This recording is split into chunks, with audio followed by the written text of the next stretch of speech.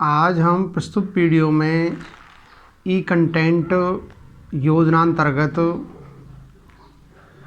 कक्षा बीए द्वितीय वर्ष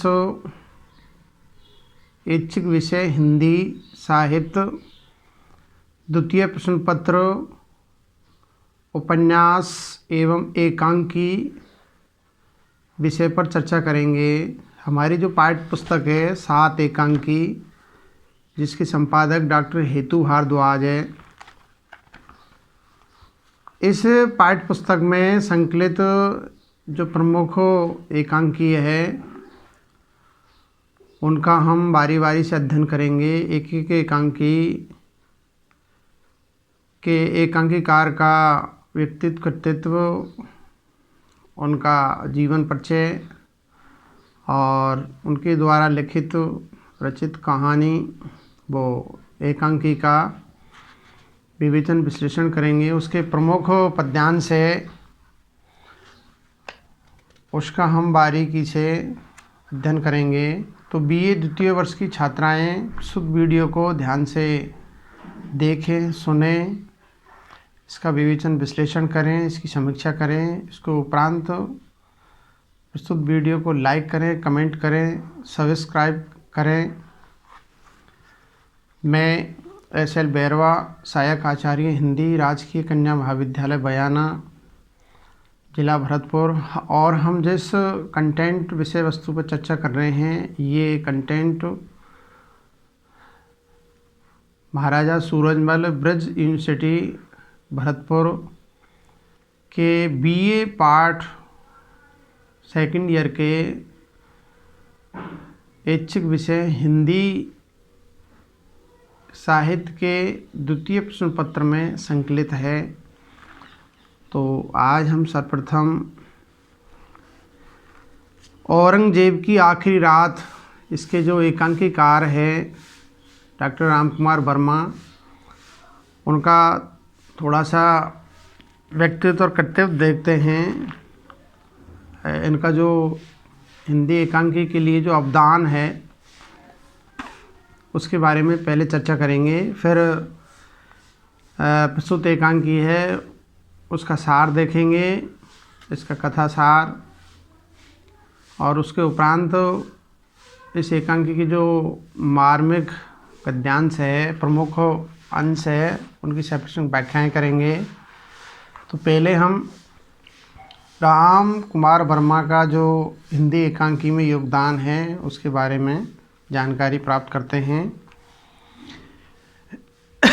हिंदी की छायावादी काव्यधारा के प्रमुख कवि एवं प्रख्यात आलोचक रामकुमार वर्मा, डॉक्टर रामकुमार वर्मा ने हिंदी एकांकी की शिल्प विधि को मांझा है, संवारा है, परिष्कृत किया है और उन्हें पाश्चात्य नाटकों के समकक्ष स्तर प्रदान किया है। इन्होंने हिंदी एकांकी की स्वतंत्र विधा के रूप में स्थापित कर गरिमा प्रदान की। एकांकी को एक नया क्या है मोड़ दिया इन्होंने, उसको सजाया और संवारा और नवीन रूप प्रदान किया। डॉक्टर वर्मा का कवि रूप उनके एकांकियों में स्पष्ट रूप से झलकता है। सन 1930 में उन्होंने बादल की मृत्यु नामक एकांकी विश्वविद्यालय के रंगमंच की दृष्टि से लिखा था, जिसने अपनी सफलता की छाप छोड़ी। डॉक्टर वर्मा पाश्चात्य शैली के एक ही लंबे दृश्य और अभिनयात्मक एकांकी के जनक हैं। उनके प्रमुख एकांकी है पृथ्वीराज की आँखें, चारुमित्रा, रेशमी टाई, सप्तकरण, कौमुदी महोत्सव, दीपदान, रजत रश्मि, रिमझिम, विभूति और मयूरपंख। वर्मा जी के एकांकियों का आधार ऐतिहासिक और सामाजिक है। इन्होंने ऐतिहासिक और सामाजिक एकांकियाँ बहुत सारी लिखी है तथा मूल स्वर आदर्शवादी है। अंत में क्या है, आदर्शवाद की ओर उन्मुख हो जाते हैं। उनकी काव्यात्मक अलंकृत शैली के कारण आदर्शवाद और भी पुष्ट हो गया है। सामान्यतः उनके एकांकियों को 2 वर्गों में बांट सकते हैं, 2 भागों में विभाजित करके विधिवत रूप से इनकी एकांकियों का अध्ययन कर सकते हैं। पढ़े लिखे मध्यम वर्गीय दंपति के बीच उठने वाली प्रेम संबंधी समस्याओं से संबद्ध एकांकी। पढ़े लिखे मध्यम वर्गीय जो परिवार होते हैं उनमें आपस में पति पत्नी के बीच में जो उठने वाला प्रेम संबंधी जो एक तरह से द्वंद्व है या समस्या है, उससे संबंधित इन्होंने एकांकी लिखी है। तथा दूसरी ऐतिहासिक एकांकी, यद्यपि दोनों की विषय वस्तु भिन्न भिन्न है लेकिन परिणति एक ही है, आदर्श की स्थापना। इसका मुख्य कारण वर्मा जी का छायावादी कवि होना है। ये छायावाद के कवि थे और साथ साथ में अच्छे एकांकीकार भी है। उनके नारी चरित्र, अंग्रेजी शिक्षा और आधुनिक परिवेश में अपना नया व्यक्तित्व खोजते खोजते भी पुरातनता के कैंचुल को नहीं छोड़ पाते हैं, लेकिन उनके ऐतिहासिक एकांकी त्याग, उदारता, क्षमा, बलिदान, सेवा आदि आदर्शों को समाहित किए हुए हैं। इसे हम गांधी युग का प्रभाव कह सकते हैं, यानी गांधी जी का इनके जो एकांकी साहित्य है उस पर प्रभाव पड़ा। लेकिन इस प्रभाव में राष्ट्रीय संदर्भों का अभाव है, ये जरूर है। आरंभ, कोतवाल, संकलन तरह, चरम सीमा आदि वर्मा जी के एकांकियों में देखे जा सकते हैं और यही एकांकी के प्रमुख तत्व होते हैं। आपकी रंग सूचनाएं विस्तृत व्यापक चित्र में होती है। उपक्रम और उपसंहार आपके शिल्प के नए प्रयोग हैं। वैसे दरअसल में देखा जाए तो एकांकी जो विधा है वो दोनों प्रकार की है। जैसे आप कहानी है, उपन्यास है, वो तो श्रव्यात्मक है, उसको पढ़ सकते हो। लेकिन एकांकी और नाटक जो गद्य विधा है ये दृश्यात्मक और श्रव्यात्मक दोनों प्रकार की है। इसको हम रंगमंच पर, स्टेज पर इसका हम मंचन कर सकते हैं, तो इसको बाकायदा पात्रों के द्वारा रंग निर्देश और अभिनेता के माध्यम से उसका हम मंचन भी कर सकते हैं, देख भी सकते हैं इसको। अब हम डॉक्टर रामकुमार वर्मा द्वारा लिखित रचित एकांकी है औरंगजेब की आखिरी रात, उसका संक्षिप्त में सार, ज़्यादा विस्तार में नहीं जाएंगे। प्रस्तुत एकांकी औरंगजेब की आखिरी रात एकांकी कला का सर्वोत्तम उदाहरण है। यह एक ऐतिहासिक एकांकी है। इस एकांकी में वर्मा जी ने इतिहास का सहारा लिया है। इतिहास और कल्पना का बहुत ही मधुर मिश्रण हम या संगम देखने को हमें मिलता है। तो ऐतिहासिक एकांकी है जिसमें औरंगजेब के व्यक्तित्व के दो भाग दिखाई देते हैं। औरंगजेब एक व्यक्ति के रूप में, व्यक्ति तो सभी होते हैं, तथा औरंगजेब एक शहंशाह, एक बादशाह के रूप में। मुग़ल काल का जो अंतिम शासक है वो औरंगजेब है। शाहजहाँ के पुत्र थे और शाहजहाँ को इन्होंने कैद कर दिया था, जेल में डाल दिया था। उसके उपरांत इन्होंने अपने कई भाइयों को मार करके और गद्दी को हथियाया था। तो औरंगजेब एक व्यक्ति के रूप में तथा औरंगजेब एक शहंशाह के रूप में, दोनों व्यक्तित्वों में संघर्ष और द्वंद्व देखने को मिलता है। औरंगजेब व्यक्ति के रूप में अपने आप को उभारना चाहता है, इसी कारण अपने पूर्व कृत्यों, पूर्व कार्यों को, जो अच्छे बुरे उन्होंने कार्य किए हैं जीवन में, को लेकर काफ़ी परेशान नज़र आता है स्तुत एकांकी के अंदर। रामकुमार वर्मा के नाटकों की मूल चेतना ऐतिहासिक है। यही कारण है कि इनके एकांकी नाटक ऐतिहासिक तथ्यों के इर्द गिर्द घूमते हैं। इस दृष्टि से औरंगजेब की आखिरी रात ऐतिहासिक प्रामाणिकता की दृष्टि से सफल रचना है। औरंगजेब आखिरी समय अपने पुत्रों को जो पत्र लिखता है वह एक ऐतिहासिक सत्य है। ऐतिहासिक तथ्यों को ध्यान में रखते हुए औरंगजेब की आखिरी रात का महत्व स्वयं स्पष्ट हो जाता है, क्योंकि इस एकांकी में औरंगजेब को अंतिम घड़ी या क्षणों में हुए पश्चाताप का मार्मिक चित्रण किया गया है। और इस एकांकी में ज़्यादा पात्रों का जमावड़ा नहीं है, कुछ ही पात्रों के द्वारा इस एकांकी का चित्रण हुआ है।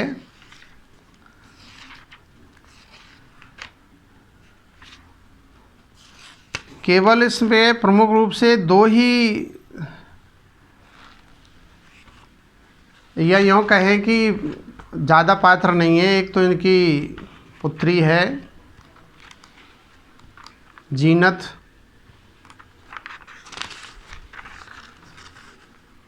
पात्रों की जहाँ तक बात है तो आलमगीर औरंगजेब ये मुग़ल सम्राट है, और जीनत उन्निसा बेगम औरंगजेब की पुत्री। करीम एक सिपाही, हकीम और कातिब इत्यादि ये पात्र है, ज़्यादा पात्र नहीं है, 4-5 पात्र है। तो विशेषकर जीनत इनकी जो पुत्री और औरंगजेब में ही वार्तालाप होता है। अब हम इस एकांकी के जो व्याख्या की दृष्टि से या परीक्षा की दृष्टि से प्रमुख गद्यांश है या मार्मिक अंश है, उनकी हम सेपरेशन व्याख्या करेंगे। तो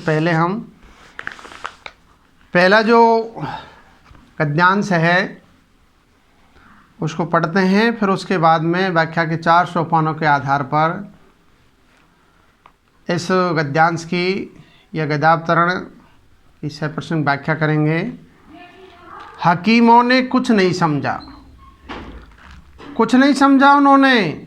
यह खांसी कोई मर्ज नहीं है बेटी, यह खांसी सल्तनत के उखड़ने की आवाज़ है जो हमारे दम के साथ उखड़ना चाहती है। मुंह बिगाड़ कर उखड़े, कहाँ तक रोकेंगे हम, खांसते हैं। कितनी बलवाइयों को नेस्तनाबूद किया, कितने गदर रोके, लेकिन ये खांसी नहीं रुकती बेटी।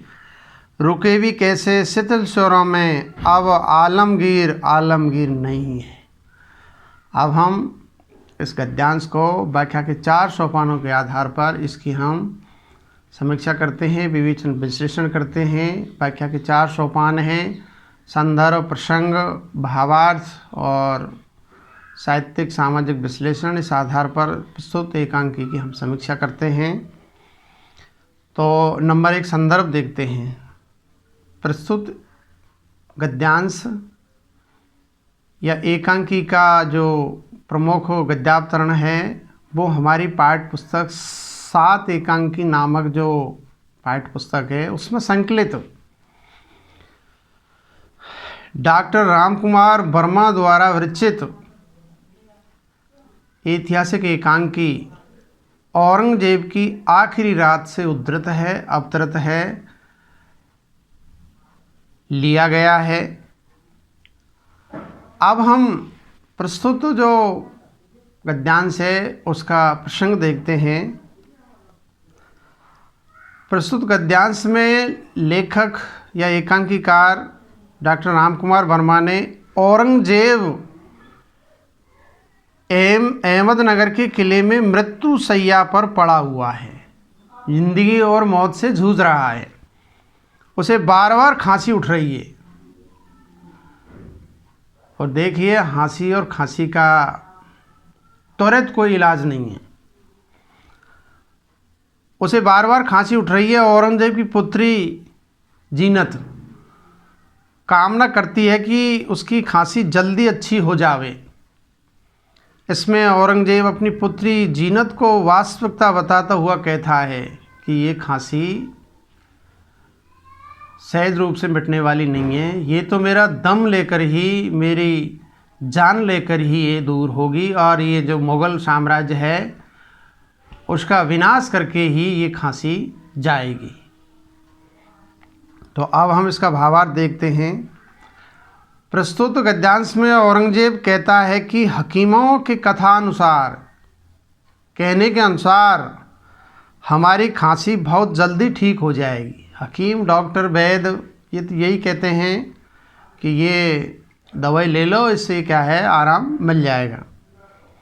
उनकी दवा से हमारी खांसी जाती रहेगी, उनकी यह बात बिल्कुल गलत है। क्योंकि वे हमारे विषय में बिल्कुल नहीं जानते। हमारी जो हिस्ट्री है, हमारा जो इतिहास है, उसके बारे में नीम हकीमों को या वैद्यों को, डॉक्टरों को कोई जानकारी नहीं है। हकीम समझते हैं कि हमारी खांसी एक बीमारी है जिसे वे अपनी दवाओं से ठीक कर देंगे। गलत है मेरी पुत्री। वास्तविकता यह है कि यह खांसी कोई बीमारी नहीं है। जिस प्रकार पेड़ उखड़कर गिरता है और उसके गिरने की जोर की आवाज़ होती है, उसी प्रकार मेरा साम्राज्य, मेरी बादशाहत उखड़ रही है, या मेरा साम्राज्य उखड़ रहा है, मेरा राज समाप्त हो रहा है। ये आवाज़ खांसी की नहीं, ये मुग़ल साम्राज्य के नष्ट होने का संकेत है। धीरे धीरे क्या है, मेरा जो साम्राज्य है वो सिमटता जा रहा है। मेरा दम उखड़ा, अर्थात जो ही मेरी मृत्यु होगी त्यों ही ये मुग़ल साम्राज्य भी नष्ट हो जाएगा, छिन्न भिन्न हो जाएगा। न जाने कितनी मेहनत से और परिश्रम करके मैंने ये विशाल साम्राज्य को खड़ा किया है। अब मेरे देखते देखते ही ये विशाल साम्राज्य रूपी भवन है वो ध्वस्त होने जा रहा है।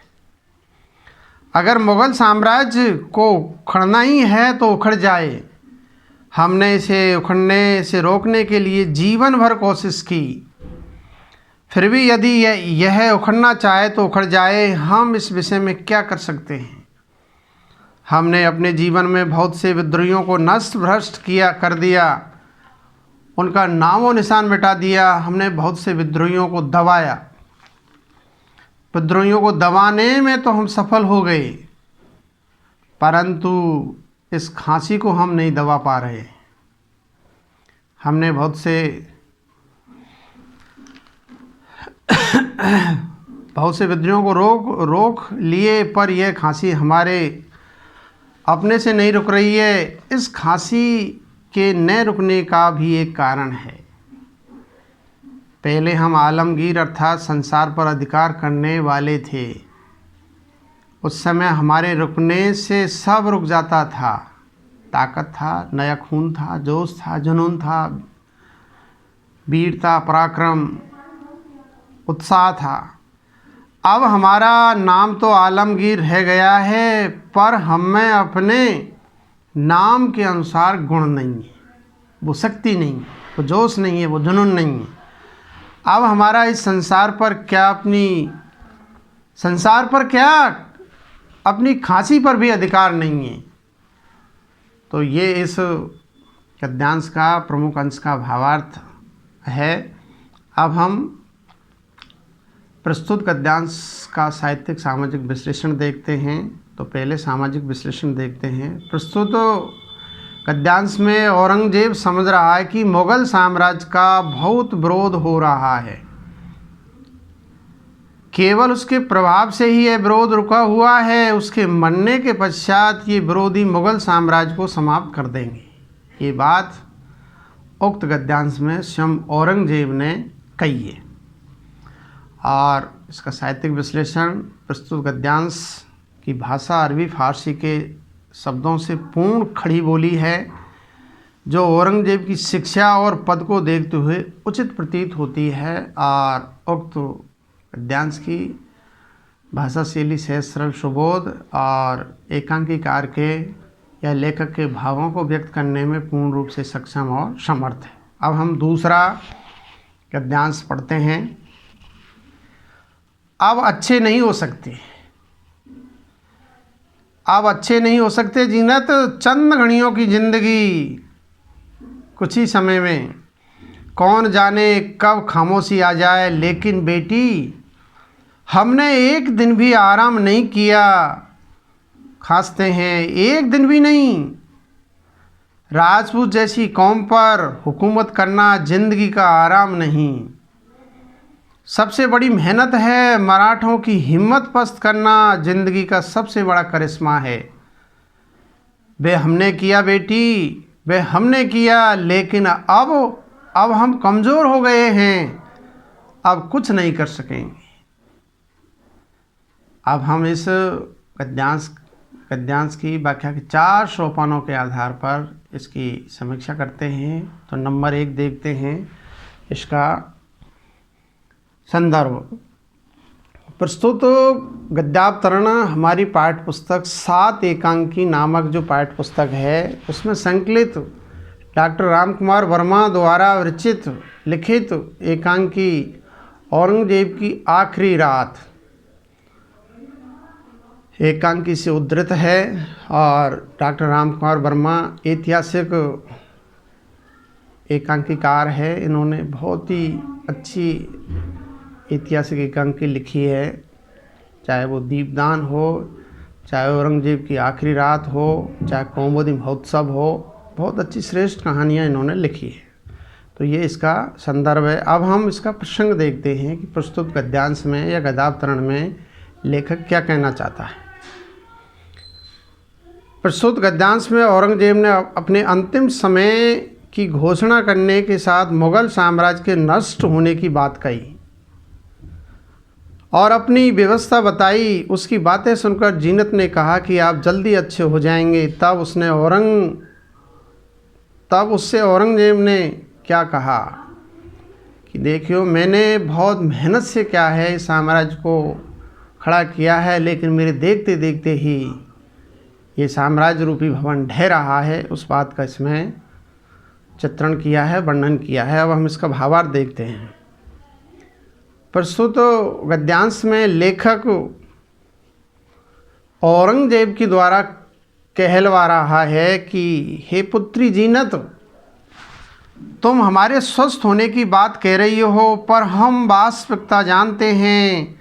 हम ये भली प्रकार जानते हैं कि अब हम स्वस्थ और निरोग नहीं हो सकते। अब स्वस्थ होने से कोई लाभ नहीं है, क्योंकि अब मुझे बुढ़ापा आ गया है। मेरे शरीर में जान नहीं है, जोश नहीं है, जुनून नहीं है।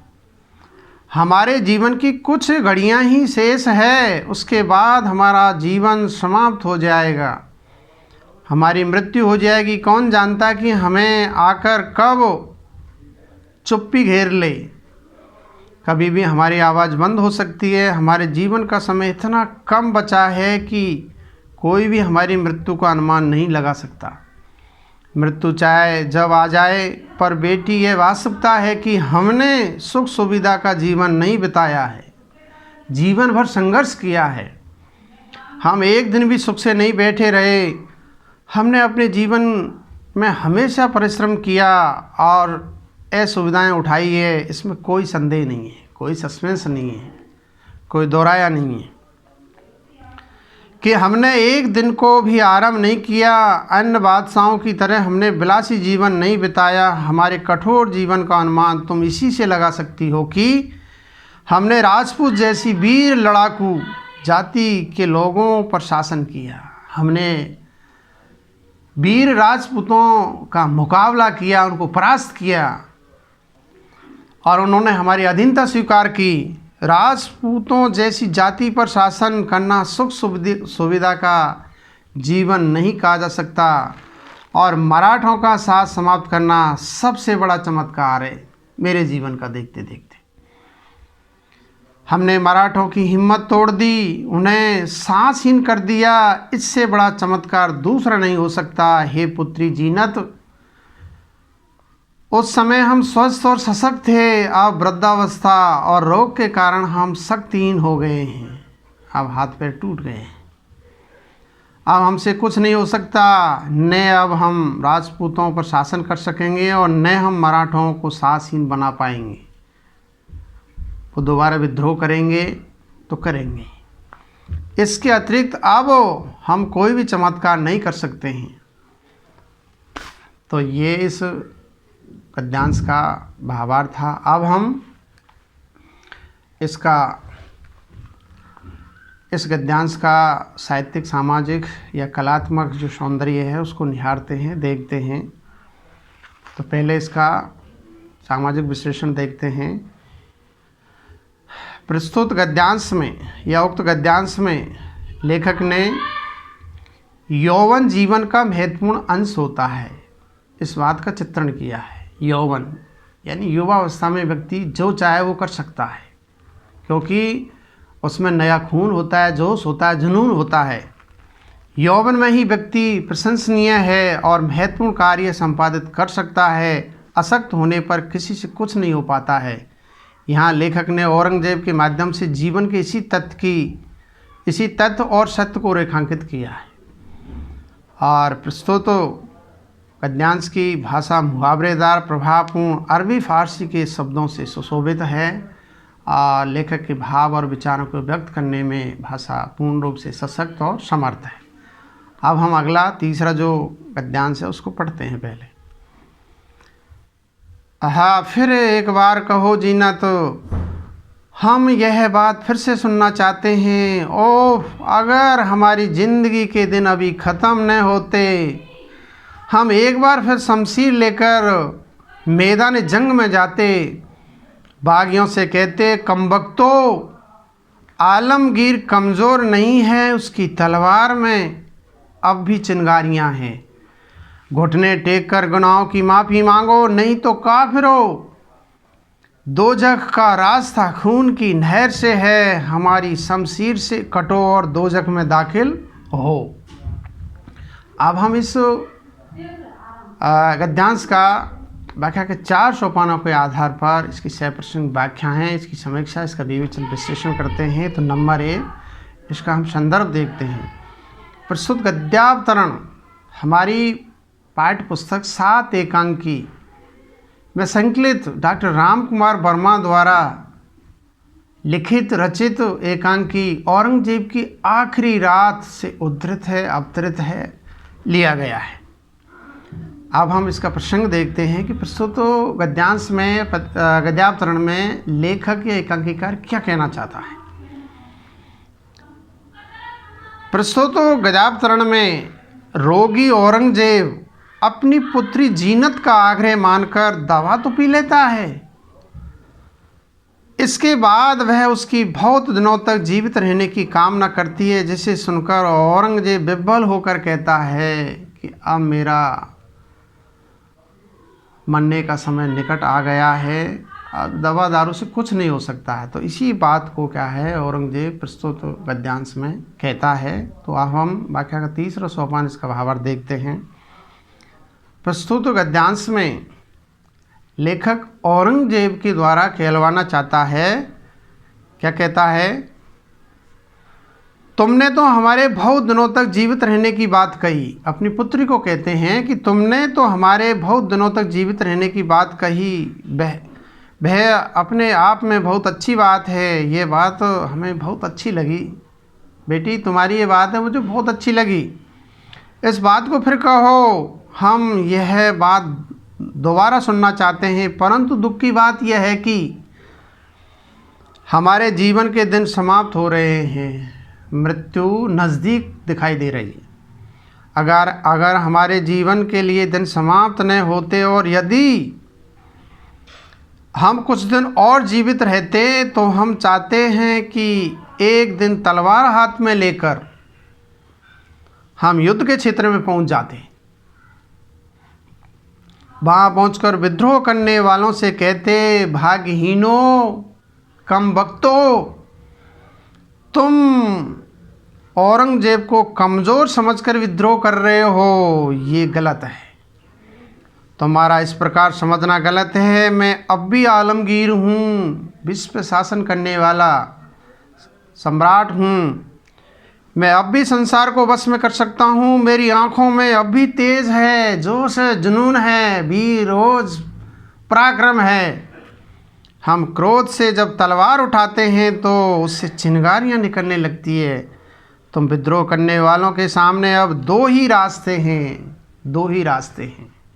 या तो तुम हमारे सामने घुटने टेक कर अपने अपराधों और पापों के लिए क्षमा मांगो, अन्यथा हे बेईमानों, कायरों, नरक की ओर जाने वाले मार्ग खून की नहर से ही होकर जाता है, या मृत्यु का वर्ण करो। यदि तुम अपनी हार मानकर हमारी अधीनता स्वीकार नहीं करते हो तो तुम्हारे लिए हमारी तलवार तुम्हें काट डालेगी। तुम लोगों के कटने से खून की नहर बहने लगेगी, उसमें बहते हुए तुम दोजख में जाओगे, नरक में जाओगे, तुम्हें नरक मिलेगा। मरने के बाद भी तुम यातनाएं भोगोगे।